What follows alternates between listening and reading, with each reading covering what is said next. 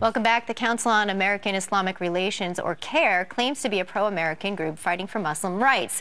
But how is this for pro-American? One of the group's executive directors tweeting yesterday, how does one balance being pretty staunchly anti-war while honoring those who died in the military? That's on Memorial Day. She tweeted that. Ryan Morrow is a national security analyst for the Clarion Project, and he says this kind of deception has always been part of CAIR's secret strategy.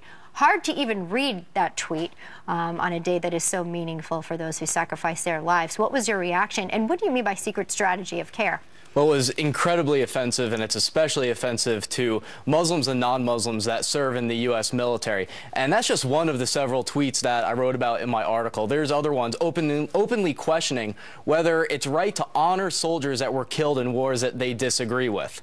These officials have a consistent pattern of depicting American soldiers as being the murderers of Muslims, as occupiers. Well, what about the fact that millions of Muslims are now able to vote because of the American soldier? What about the Afghan girls that go to school because of the American soldier? Or the Americans that are helping to search for those Nigerian schoolgirls that are Christian and Muslim right now?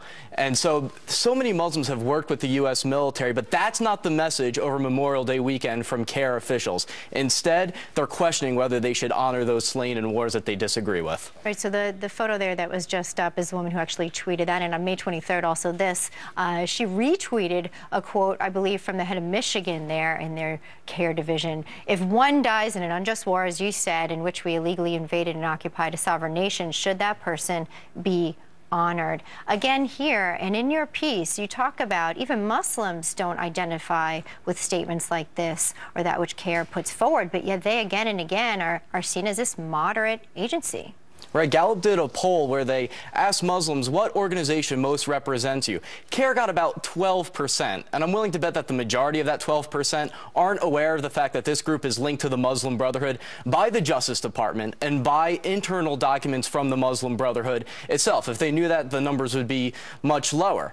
But yet this organization, because they say that they are the voice of the Muslim American community, gets treated as such. Isn't the fact that these individuals who have tweeted this haven't been reprimanded or put on leave or even fired a statement, in fact, by CAIR, perhaps the strongest statement on their part, that they are okaying it, giving it a nod? Oh, definitely. And this is just the latest incident. They've endorsed the Muslim Brotherhood. Hamas said all sorts of extremist statements. They don't get fired. They don't get reprimanded. And we've known from the beginning, because the FBI has wiretapped their leaders, talking about using deception in order to influence the media and the public perception of their cause. Ryan Morrow, we want to thank you. The Clarion Project is incredible to read. Thank you. Great cause there. Thanks for bringing it to our attention.